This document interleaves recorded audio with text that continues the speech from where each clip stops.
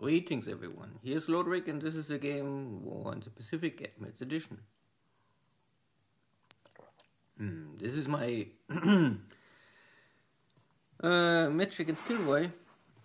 He's playing the Allied side and for me it is the Empire of Japan.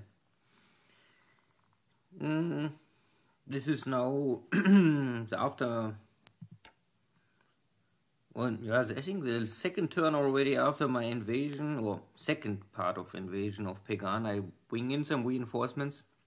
There was already some Japanese troops on the island and trying to kick out the Americans, but the first part of my invasion task force was at the end not strong enough to kick out the Americans out of their positions. But KilRoy also failed to kick me out. So it's a stalemate so far. But after some days, I was able to bring in additional forces. This is now here S-boat from the Americans, the Mark 10.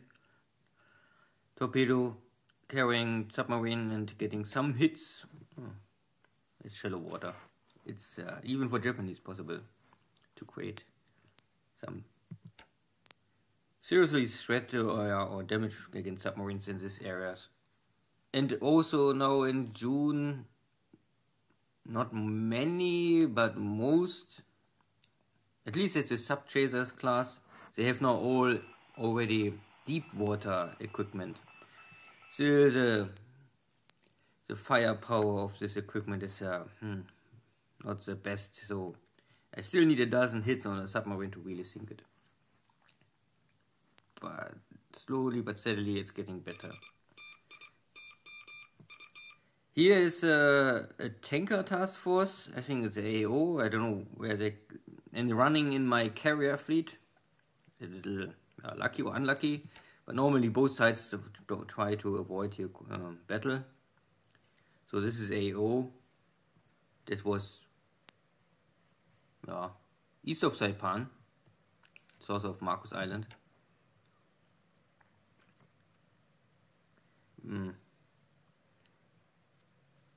No Navy engagements created here. I mean, AO task force is support, and the carrier task force is also always trying to avoid your battle.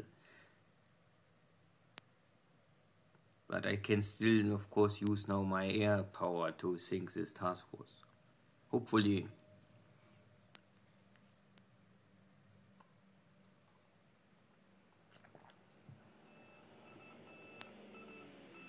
If the weather is okay and the commander decides that the target is worth the attack. This is, I think, the biggest issue here often. I see or scout enemy ships and then the commander say, no, don't want to attack. First I use my air power here in China to slow down these Chinese fleeing troops. And also harass these other forces. They're all already broken. I must only clean them up. And so this is a Lily 1B without the armor protection, and the Lily 2A have already armor protection. But not the armament to really defend against enemy fighters. But at least small machine guns will not really create too much damage against this airframe. So for I-15s, I think the I-15 will have now a hard time to kill this kind of bombers. But the question is how many I-15s are left. So no airstrike for my carriers against this AO task force.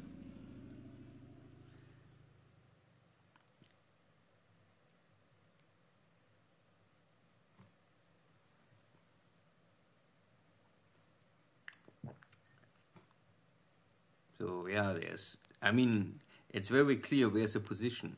I can scout, I get feedback, I have full detection.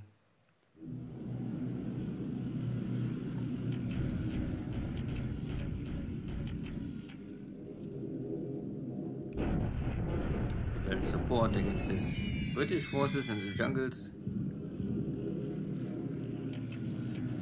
Oh, and the Vincents are also back trying to help the allies on the ground in Hamilton. Even if they're carrying, I mean, 1,000 pounds is roughly 500 kilo. But this is not bad. The bomb load is okay. But maybe 10,000 feet is a little too high.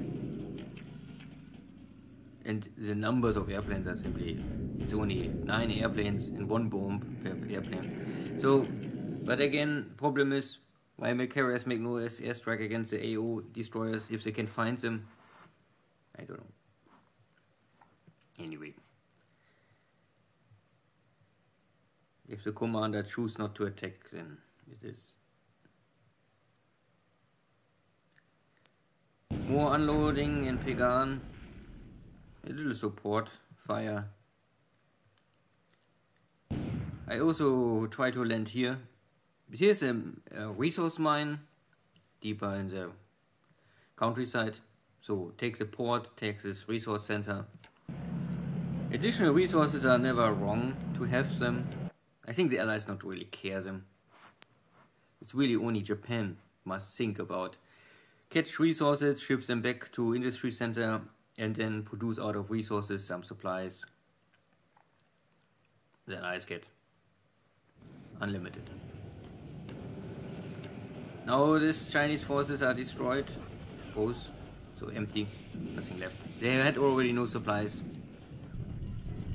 I make here some bombardment to test again, because the Chinese still have double the attack value. But I have the better guns, and I have here fort level 3. So this is the advantage of a base.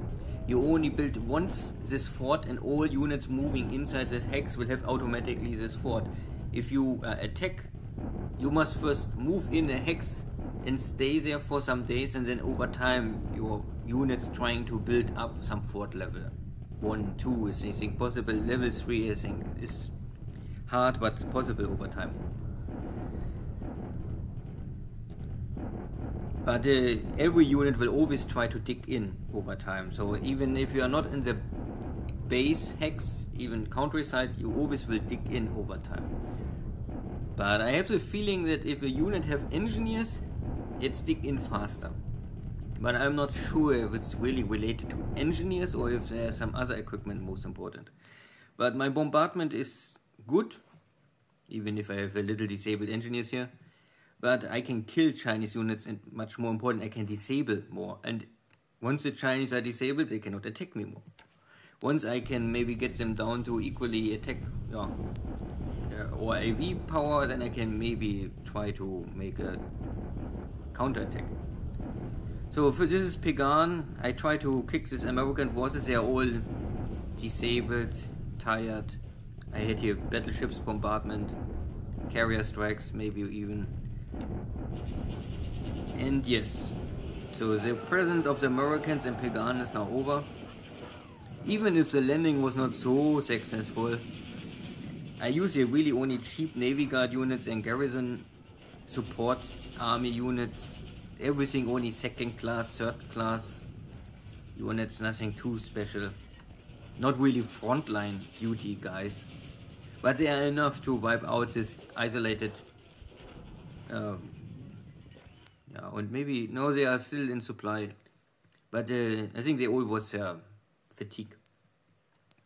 So, cleanup operation successful. And here is the next unit crossing the river. It must make a shock attack, it's by game rules, forced. And they're arriving, but maybe disabled. And the next attack on Hamilton. But you can see now that there's really nothing more left for this Australian forces. They are dying. But the bombardment is still successful in Auckland. Even after all this time, and I have here fort level 2, it's clear terrain, it's still not easy. So on Prom, the Allies making a bombardment attack. is more or less now not more really good, because even if they control the hex, I have the better guns now. And now here's a big attack. The Allies trying to... I make the bombardment attack first, and now the Chinese making the storm, trying to kick me out, and we will see how successful this is. No, it's clear terrain, so there's no benefit to defend, and the Allies have double attack value normally. The only benefit for me is more or less a triple fort level, and I'm Japanese quality soldiers against Chinese.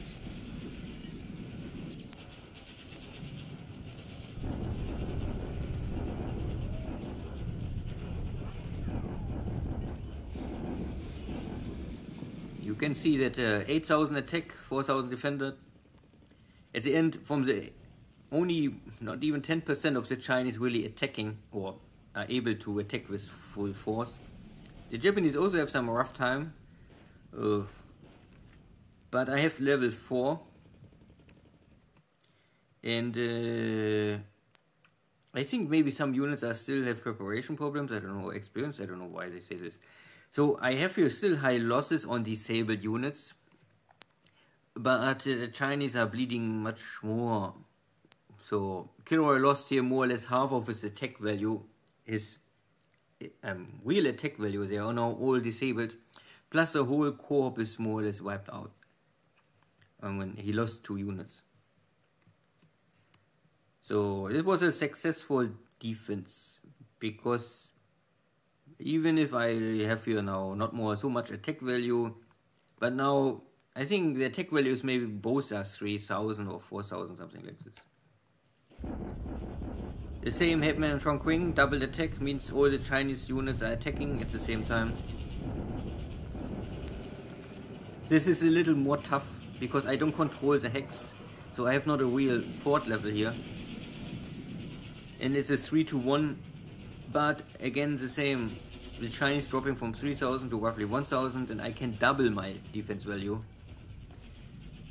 Even if I am here low on supplies, you can see it is enough to hold the line, but I have here high equipment losses, so many guns and tanks getting destroyed.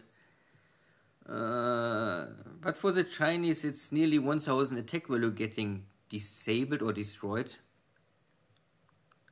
And I'm not so sure if this is easy to handle. And after 2 big battles, we have here 1 more support battle. And here also the Chinese have much more attack value. They are able to destroy one of my fort levels. But they're running here in some, I don't know if I have some tanks here. Yeah, I have here tanks, even if they're armored cars and tanks. So in the Chinese, they don't have the heavy guns, so they still suffer. Plus some bombardments. This is only small stuff. And also north of Kuelin, the Chinese corps trying to attack again, but it's failed. So very heavy, maybe the most heavy land battle turn I ever had before. Never saw more attack value changing and shifting. And overall, I think all land battles are successfully for the Japanese, more or less. Not always a clear victory, but overall, it's more in favor for Japan. So, airstrikes, nearly nothing happens. There was not much to bomb. No ship sunk. If there's no airstrike, then I can also do not much. I really don't know more how was the points for army losses, but now it's like 15,000 or nearly 16,000 to 1,200. Yeah.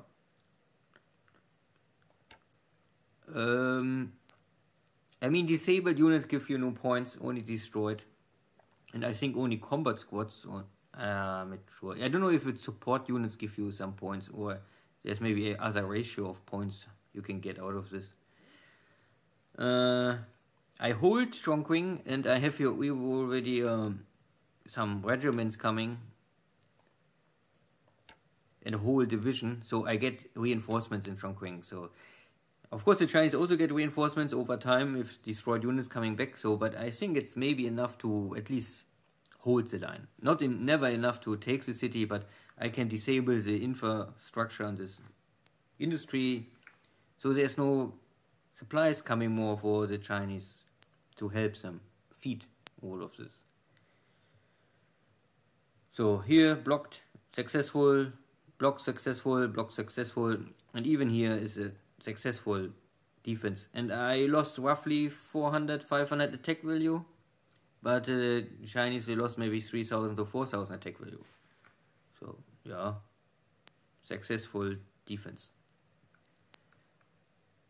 And here is also all successful. All operations are. I must even only come back with my tanks and catch now this British here, and I must catch them still here in the jungle and take Prome next turn. I'm not sure why I was not able to attack, or maybe I wasn't waiting for some more units. I don't know. Anything else in New Zealand? Maybe KilRoy is desperate. He have nothing, maybe more left, and only try to simply push me to the wall because he know I have no supplies. But the supplies are getting better because I was able to unload here more and more supplies. So I have in Gisborne already 3,000 supplies. Hamilton have also some emergency supplies, so there's even surplus now. So my divisions are now back at normal supply ratio. So I have no supply issue more. At least for defense, I mean, of course, okay, the units in Auckland still suffering. The supplies are not catch up to their.